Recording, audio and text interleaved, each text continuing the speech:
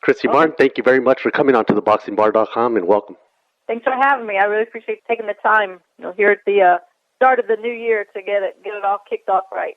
That's right. And first of all, first question I ask everybody, where were you born and raised? I was born and raised in a small town in southern West Virginia called Itman, West Virginia. What was it like being raised there? 500. I am truly the coal miner's daughter. There's probably about maybe 1,000 people in that little town, and everybody knows everybody. All my family's there, so it was definitely being raised by a village. Again, everybody knowing everybody, so you didn't get away with much. If you did something wrong, somebody was going to tell your mom and dad before you got home. And what were you like as a kid growing up? What was your personality like? Were you quiet, shy? What were you like? I really think I'm very shy. I think that's probably what people don't know about me, but very, very shy. I think I was like a reserved person, but yet I tried to excel in my schoolwork and in sports. I always played sports. There was really nothing else to do, and so I always wanted to be a high achiever. What was it like at home with your parents, and if you have siblings, what was it like? I think with my parents, both my mom would come out and shoot basketball with me. My dad would play basketball with me. We were all about being outside, playing sports, just kind of always just being a family. It was my family was very close, and not just my parents, but my mom and my aunts and uncles would be there. We were all always together. And what were you like in school? What were your grades? I mean, were you a pretty good student? Yeah, I was a good student. I wanted to make an A, but I wanted to make the highest A. I didn't. Just making an A wasn't good enough. I wanted to make the highest. I wanted to be the best. So I was always striving to accomplish more and probably achieve more than I was really supposed to. Would you say you were a perfectionist? I think I was a perfectionist and an overachiever. And how was it that you got into this great sport of boxing? I mean, of all things, you didn't hear about that too much. Women being in contact sports. How was it that you got into this great sport? We have to remember it was back in 1989 when I first entered into a tough man contest. Actually, I turned pro in 1989, so it was even before that I entered into a tough man, tough woman contest. And I was in college, and I thought, what an opportunity! I'm in pretty good shape because I played basketball. I thought I was in good shape. I didn't realize that there's a much bigger difference in being in boxing shape and being in basketball shape. But I thought, what the heck, let me go for it. And, I just got hooked. I got hooked on the sport. I love the adrenaline rush that comes along with being out there in front of everybody and scoring a knockout was awesome. So I just wanted to stay involved some way. And I don't know if there was a boxing gym over there, but how was it the first time you walked into the gym to prepare yourself to do something like this? I mean, what was that first experience like, if you can remember that? You know what? I had all those tough man fights, and then I had about 6 pro fights before I had ever been in a boxing gym. So, of course, the first day I went into the gym, it was like, you're in one of those places that, wow, there's no women in here, and we're not used to having a woman in here. We don't want a woman in here. So a lot of those stereotypes that I had to break down and just show everybody that I just want to be a fighter, and I'm willing to work as hard or harder than you are. So I should be given that right to at least give it a chance. And you said, you got those looks, and you probably got some heat from some of the guys there at the gym. What attracted you to it, or why did you keep going back, having everybody look at you funny? Because I'm one of those people that if you tell me I can't do something, I'm going to do it or die. And that's a good thing, but, of course, it's also gotten me in trouble in some situations. But I just wanted to prove to everybody that, hey, this may not be the norm, but I can do it. And I'm going to work hard enough to perfect my craft and go out there and show the world that hey, look, I can be a good fighter, not a good woman fighter. I can be a good fighter. It's hard. I talk to women fighters all the time, and it's even hard for them to find sparring even today. So back then I couldn't even imagine. And because of that, a lot of times, like you said, you have to train with men. You have to fight with men in sparring and whatnot. Were those obstacles, did that ever throw you off, or you said, you know what, maybe I should do something else instead of this? Or did you know this is what you wanted? Actually, when I started, I thought I'll do it for 6 months. I had my degree in education, and I thought, I'll do this boxing for 6 months, and I'll go to the real world, and get my job and just do what people do that work, teaching school. But in the interim, I was just so hooked on boxing, and I wanted to make it work. You know, I was fortunate. I had some good guys with me throughout my career. Little Jimmy Maloney sparred with me for over 20 years, and we have a joke that you know, on my 50th birthday, which will be soon, we're going to spar. So hopefully we'll be able to do that. And you know, I was just fortunate. I had good guys around me that worked with me, that trained with me, that pushed me and wanted to see me succeed. And I know it was real important, not really too important today, but it was really important back then to have a great amateur, you know, background or career. Did you have any kind of amateur background going into before you became a pro, let's say? Actually, women were not allowed to fight in the amateurs during my time. I was already pro and signed with Don King before women were allowed to fight in the amateurs. So, you know, that telling my age, but at the same time, it's showing that women have such greater opportunities now in the boxing world. You know, they can go fight in the Olympics and fight for your country. I think that has to be the most awesome feeling. And you can take the time to really learn the craft, and women are going to start earlier in the gym and really perfect. So the skill set should be much better than what it was, you know, 20 years ago when I was coming up. Yeah, building a better foundation, that's what it's all about. Absolutely. I mean, their skills should be, they should have a strong skill set. They should have a better understanding of the business, of the sport, and it just gives them time to grow in the sport and mature. What did your family, your loved ones, your friends, you know, think of you, you know, of all things, wanting to be a fighter? Did you get a lot of, you know, slack from them? Did they try to discourage you from doing that? How did that go? With my family, it was just my dad just really insisted that if this is what you're going to do, you need to be in shape and you need to learn how to fight and defend yourself. My mom, being, you know, she's just a supportive mother. She doesn't think that I get hit. She always thinks I win, and you know, she's just supportive. She's a great cheerleader. No matter if it was playing basketball, boxing, or whatever I may be doing, she was always there to give her support. The coal miner's daughter, I think, is pretty much self-explanatory, your nickname. But, I mean, is that exactly how it went? They just named you that because of your father, or?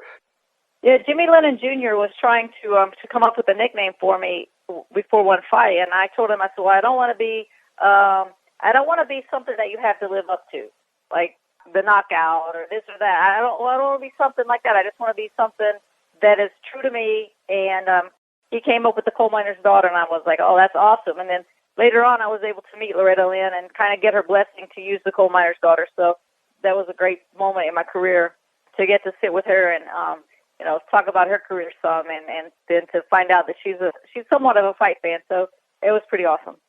Lennon Jr.'s father, Senior, was notorious for making up nicknames right before he'd call out their names. When did you feel it was time to go all out and become a pro? I mean, was there an obstacle to that? How did that go? The truth is, I thought I will just have one pro fight just to say I did it, and you know, I can tell everybody later on in life that, hey, guess what I did once I had a pro fight. But my first pro fight was a draw, and I didn't understand the business. I didn't understand that when a promoter calls you to come fight his girl, that means you're going to lose unless you knock her out. So I did knock her down and kicked her butt for every round, and still it was a draw.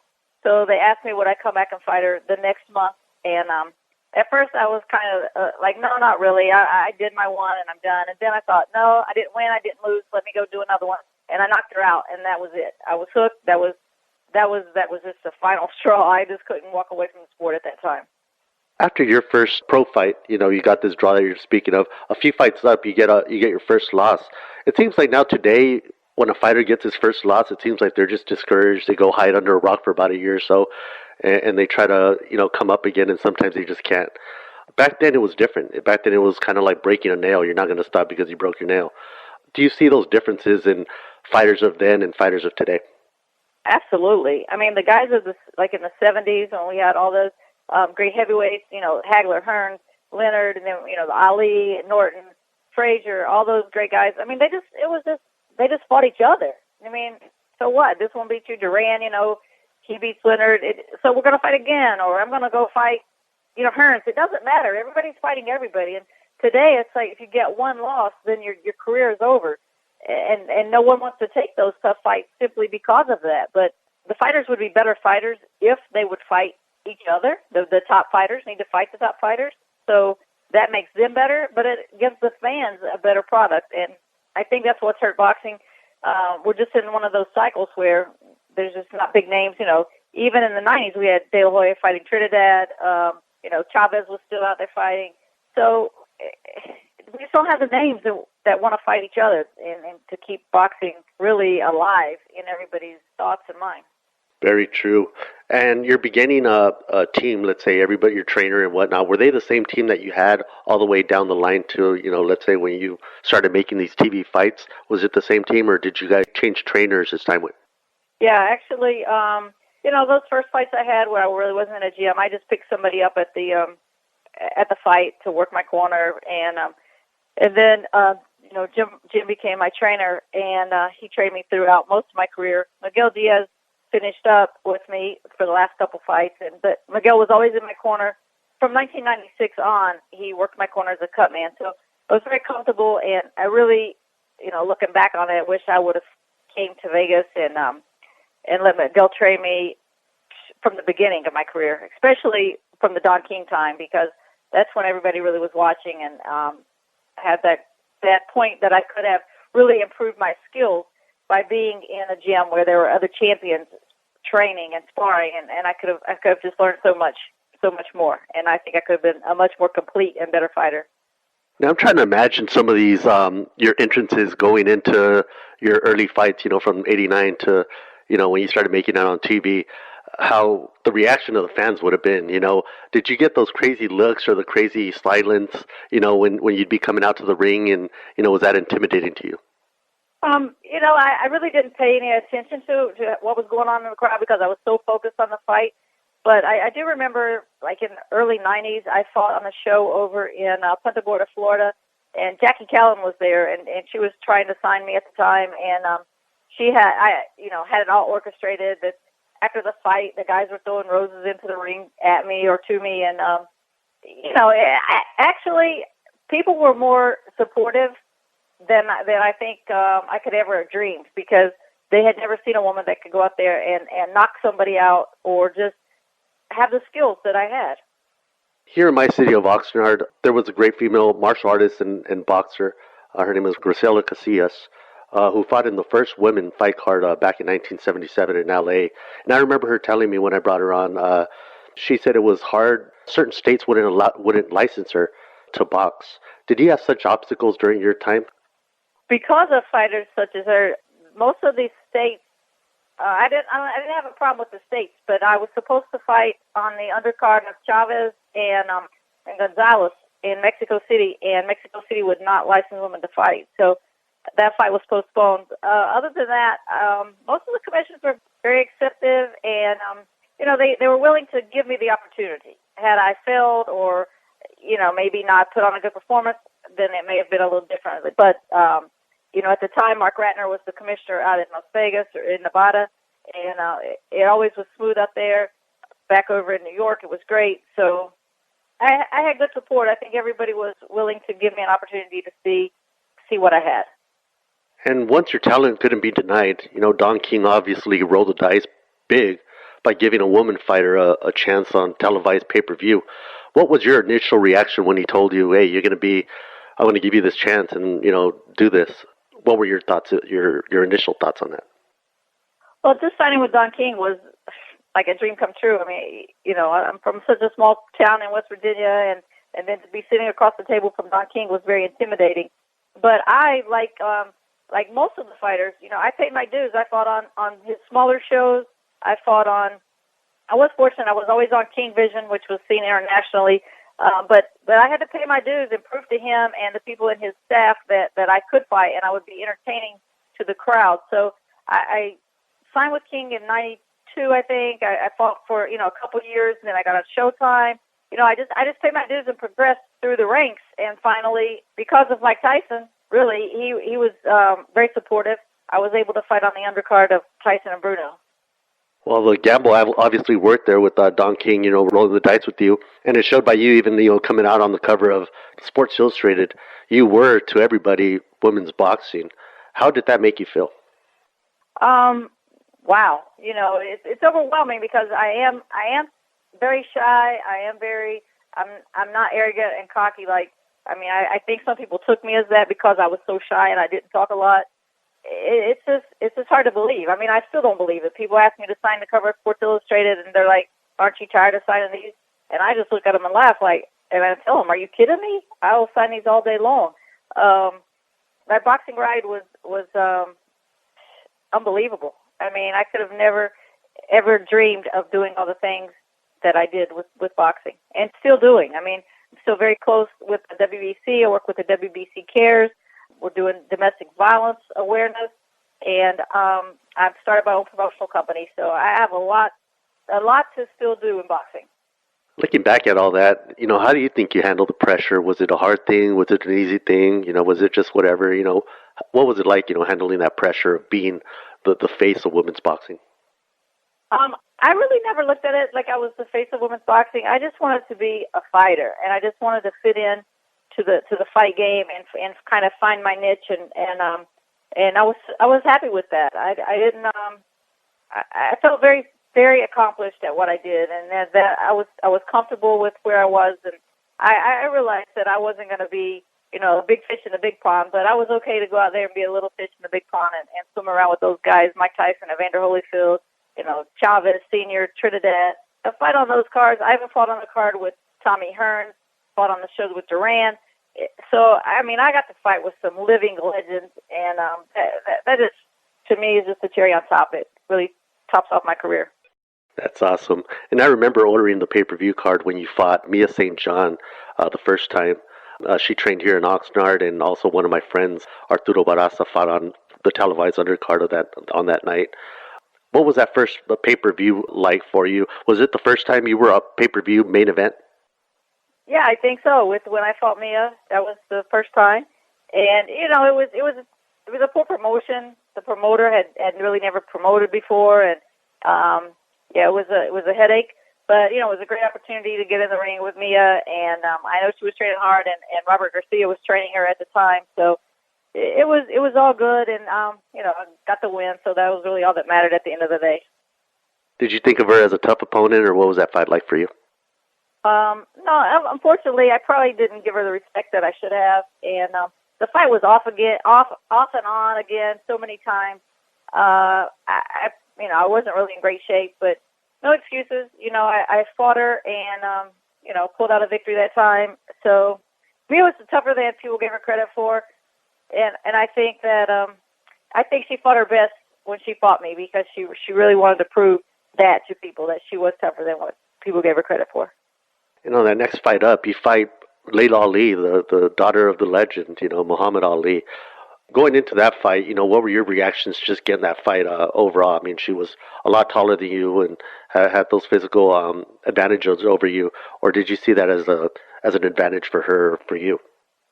I thought that her size would work against her. I thought I would be able to stay low, and I really expected that she would come out and try to jab me. I didn't expect for her to come out and jump on me as fast as she did. She was able to land a good right hand on top of my head, and that was early, 20, 30 seconds into the fight, and I was really never able to recover from it. So, but the whole fight, was a lot of dislike, and I'm 50 years old now. All those hard feelings and stuff are set aside for most everybody except Lucia Riker, and I don't think I'll ever get over the whole Lucia stuff. But the other opponents I had, win, lose, or draw, I don't hold any animosity against them, and I feel like that what we did together was just laying the groundwork for what these women can do today. Maybe a few months back, I was watching an old interview with Stephen A. Smith on ESPN, and he had Layla Ali on. It was like an old interview from maybe 07, 08. I think he asked her, how did she become a boxer? She said the reason why was because one day I happened to be watching an undercard on a pay-per-view, and Christy Martin fought, and she goes, that took all my attention. I don't even remember who the main event was because I just saw that and wanted to do that. I remember a boxing insider I talked to one time I asked him if he watches women's boxing, and he said, unless Christy Martin's still a fighter, I could have named one fighter. When you hear stuff like that and people, like I said, see you as women's boxing, what does that do for you, personally or emotionally? How does that affect you? It makes me proud that people remember that I was a fighter, and I tried to go out there and fight so hard and bring action from bell to bell, just every round. I always felt like everybody was looking for me to make a mistake. Everybody outside the ring was looking for me to make a mistake. So I tried so hard to be focused and just to put on a good show and show a lot of action, a lot of entertainment, so that the fight fans would leave saying, wow, that was a good fight. Not that was a good woman's fight, that was a good fight. We want to see Christy fight again. I'm trying to remember what female fighter was, but it was a top female fighter. And I remember we were talking about boxing, and I asked her, why isn't women's boxing where it should be?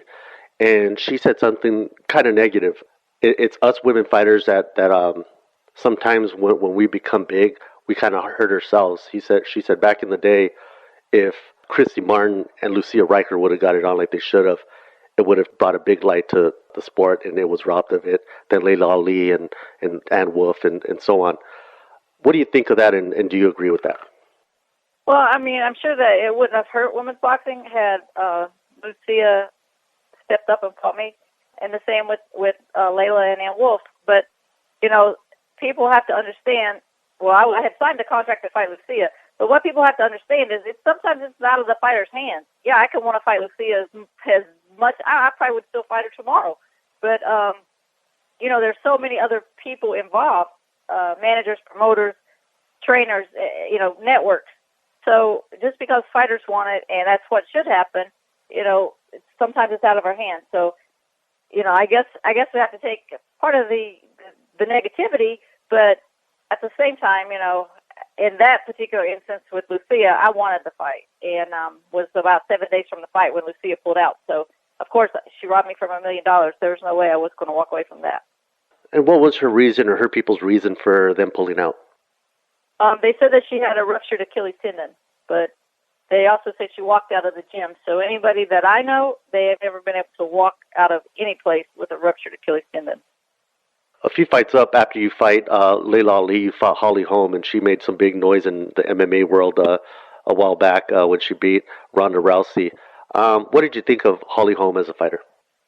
Well, this is what I know. As it got close to the fight with her and Ronda Rousey, I was like, there's no way Ronda can beat her, because I don't watch the UFC stuff, but I see enough of the highlights, and I was like, Ronda Rousey kind of fights like I do, straightforward. We want to get knockouts. We want to, create the action.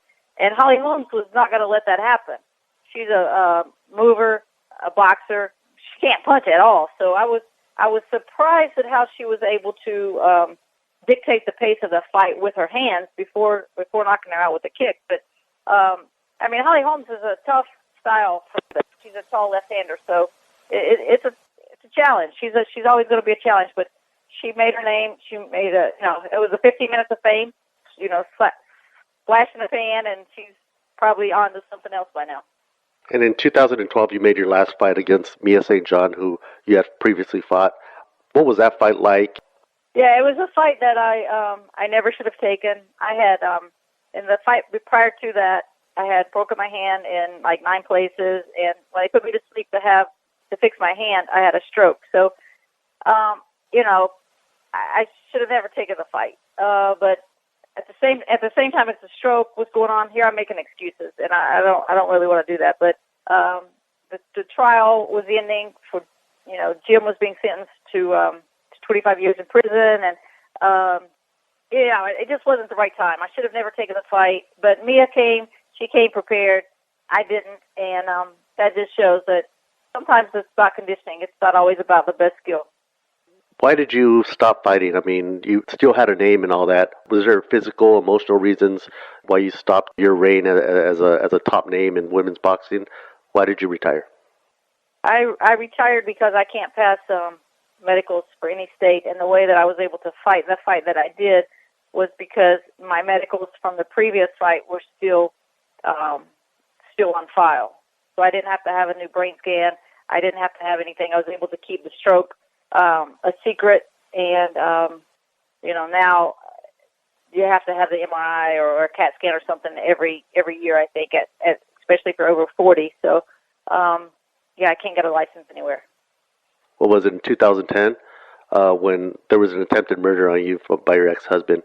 How much of a toll did that take on you, and are you still suffering from the effects of that?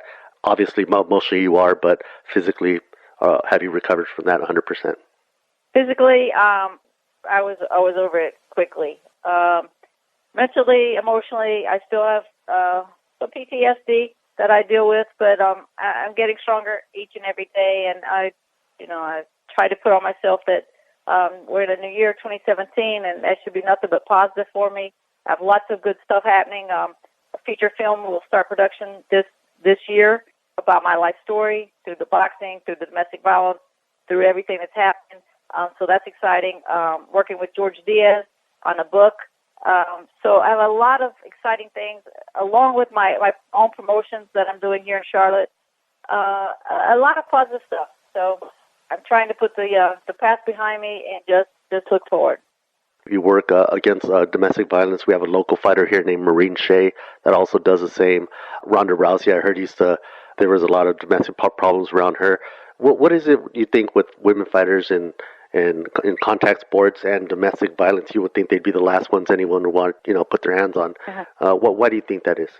I'm not sure why that is, but with Maureen Shea, I'm working with her actually with the WBC. We're working on domestic violence, so I'm excited about that. But I guess it's because we are in the fight game, we're in the fight business, so we're probably, I don't know, maybe we're closer to people that are also in the fight game, and that's, there's more domestic violence. I don't know.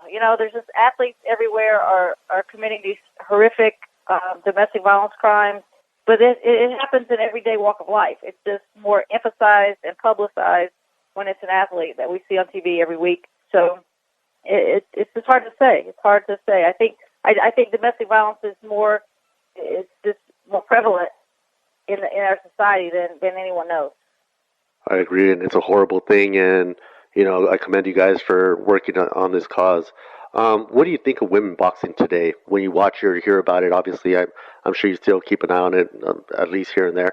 What do you think of it?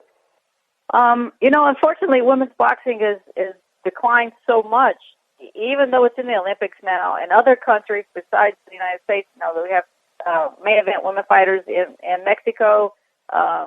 Katie Taylor over in Ireland is getting huge success with the entire country. There, everybody loves her.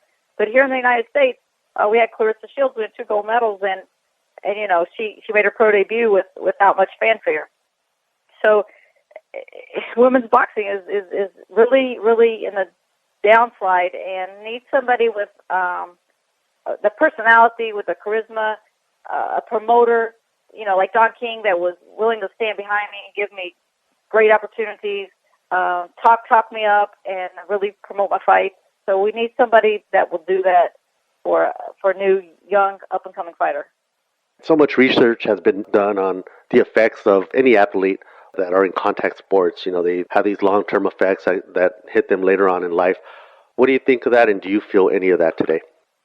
I'm actually in a brain study with Cleveland Clinic in Vegas, and so far I'm doing okay. I think obviously I have some side effects and some effects from the stroke, but as far as boxing goes, I feel okay, and I think it's just important that we start to realize that, look, if somebody gets knocked out on Saturday night, they don't need to be back in the gym sparring on Wednesday. They need to take more time off, and we just need to have smarter training methods.